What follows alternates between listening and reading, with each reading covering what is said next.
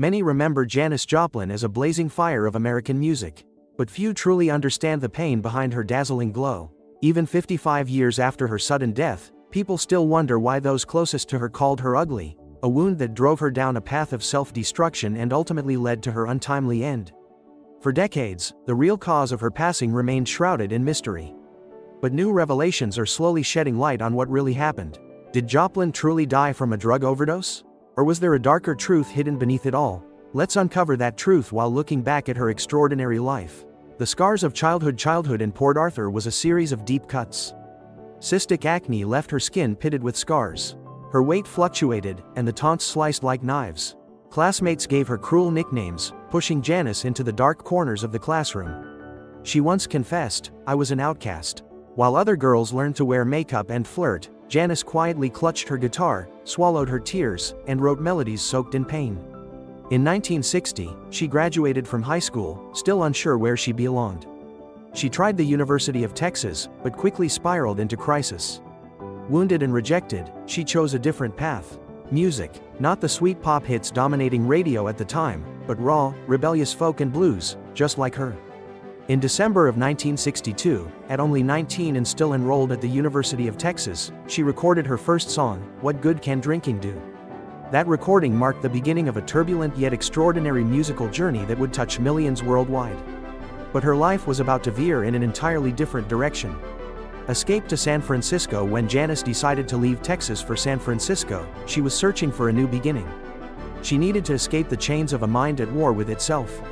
San Francisco, with its vibrant atmosphere and countercultural spirit, seemed like the perfect place to find peace and acceptance. But things didn't go as she had hoped. She soon spiraled into a world of alcohol and drugs. The once fiery performances grew dull as she struggled to stay on stage while battling her inner demons.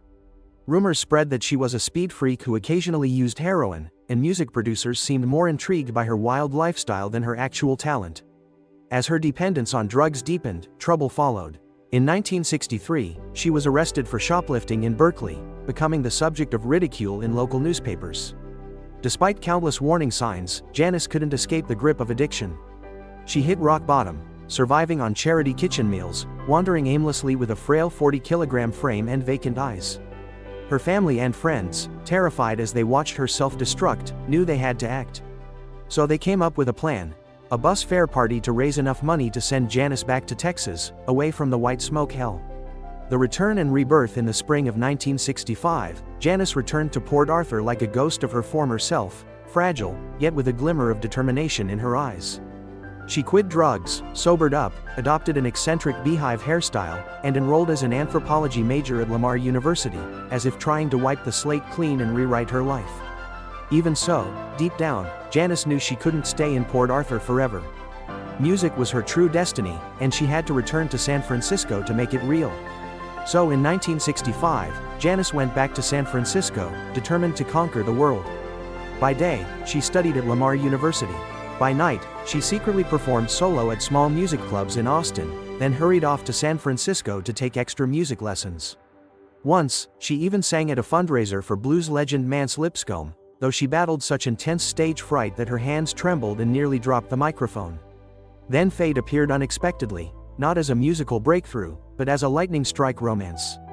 In the fall of 1965, Janis shocked her friends by announcing her engagement to Peter DeBlanc, a dashing IBM computer employee from New York. Peter was so smitten that he traveled all the way to Texas to ask her parents for permission to marry her.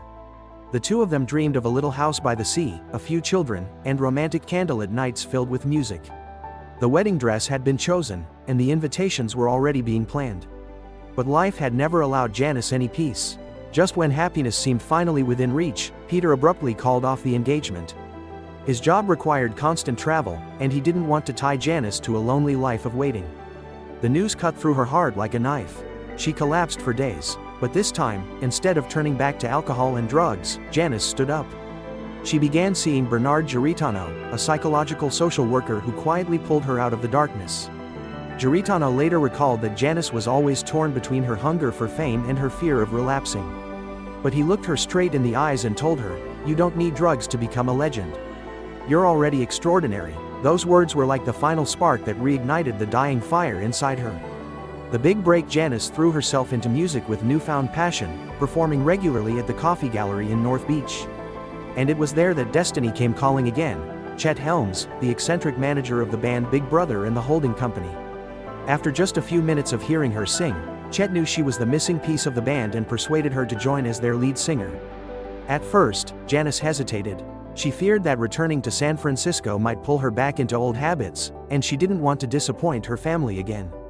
The city held too many painful memories. But something deep inside her whispered that this was the chance she had been waiting for. Against all odds, she agreed to join Big Brother and the holding company on June 4, 1966. Her first public performance with the band took place at the Avalon Ballroom in San Francisco, and it was an electrifying triumph. Her voice didn't just soar, it tore through the air, blending with the psychedelic haze of smoke and flashing lights, sending the hippie crowd into a trance. It wasn't merely a concert, it was the moment Janis became her truest self, an artist, a rebel icon, a blazing flame ignited in the heart of San Francisco. The rise to stardom from then on, the nights kept coming. Fillmore West, Winterland Ballroom, Avalon, wherever Big Brother played, there were screaming crowds, fists raised, and waves of electric sound roaring through the air. The pinnacle came at the Monterey Pop Festival in June 1967. When Janis began to sing, the audience froze as if struck by lightning, then erupted into wild hysteria. The band's debut album, Big Brother and the Holding Company, soon followed, carrying songs like Down on Me and Cuckoo across FM airwaves, propelling Janis Joplin into the spotlight as a phenomenon of the counterculture movement. But behind the blazing stage lights, a silent war was tearing her apart. The temptations of alcohol and drugs lingered like shadows, quietly pulling her away from the glow. She had promised her family to stay clean and once even broke down in tears after walking in on bandmate Travis Rivers and his friends shooting up in their shared apartment, furious that their no needles pact had been broken right before her eyes. Keyboardist Steven Ryder and other members tried desperately to shield her from the deadly pull, but it was nearly impossible. The relentless touring schedule, the crushing pressure to burn bright night after night, left her collapsing backstage into bottles and secret doses, as if only they could quiet the screaming in her head. The crash and comeback, and then, just when the spotlight seemed to be laying out a red carpet, it suddenly turned to ice. In early 1968, the band headed to Chicago to record their second album, a breakthrough they had dreamed of for years. But their financial backer unexpectedly ran out of funds, abandoning them in a cold, indifferent city far from home. They had no money to return, no warm welcome, and the few tracks they managed to record sounded lifeless and uninspired.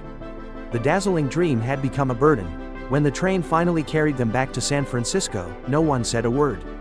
There were only hollow stares, like the sky had just collapsed and the stars they thought they were holding had slipped through their fingers.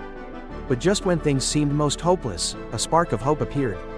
On July 31, 1968, Janis made her first appearance on national television on the show This Morning. Yet the joy quickly turned bittersweet when the station accidentally erased the footage, leaving only the audio behind. Fortunately, that same year, the band released their first album with Columbia Records, Cheap Thrills, and it exploded, soaring to number 1, while the single Piece of My Heart climbed into the top 12. From an outcast, Janis Joplin had transformed into a powerful rock icon, her voice laying bare her deepest emotions, pain and joy, love and profound loneliness. The spiral continues, but even with success, her inner demons continued to haunt her. Janis left Big Brother and the holding company to form a new group, the Cosmic Blues Band, what seemed like a fresh start. However, the pull of heroin dragged her back into its deadly spiral. By early 1969, she was reportedly spending about $200 a day on heroin, a destructive habit that didn't even pause during the recording of I Got Dem Ol' Cosmic Blues Again Mama. Producer Gabriel Meckler tried to shield her from drugs by having her stay with him in Los Angeles during the recording sessions, but the addiction proved too powerful to resist. And while Janis basked in the dazzling lights and the adoration of her fans, her life had become a sad tune, a haunting melody of missed chances and self-destruction. At Woodstock on August 17, 1969, as she nervously waited backstage, the anxiety overwhelmed her and she turned to heroin and alcohol to calm down. When it was finally her turn to perform, the crowd was buzzing with anticipation. But the reality was disappointing. Her once mighty voice was weak, and the passionate energy in her movements had turned into a staggering sway. Her struggles bled into her performances. Even sharing the stage with the legendary Tina Turner couldn't save her from the grip of drugs. Brief moments of light, yet even as storms raged around her, There were fleeting moments when Janis Joplin's life softened like sunlight breaking through heavy clouds. During a trip to Brazil, she unexpectedly found a pocket of peace when she met David Niehaus, a man who gently soothed her wounded heart. That brief whirlwind romance, along with the calm rhythms of the tropics, helped Janis break free from drugs and alcohol for a short while. It was like a rare pause, a moment for her soul to breathe and dream of a tomorrow free from addiction. But peace was only a passing illusion. When she returned to the US, her addiction surged back like a storm. Soon, Janis fell in love with Peggy Caserta, who was also battling substance abuse. Their love couldn't save them. It only pulled their lives deeper into chaos. The final chapter still, Janis was never someone who could remain still in the darkness.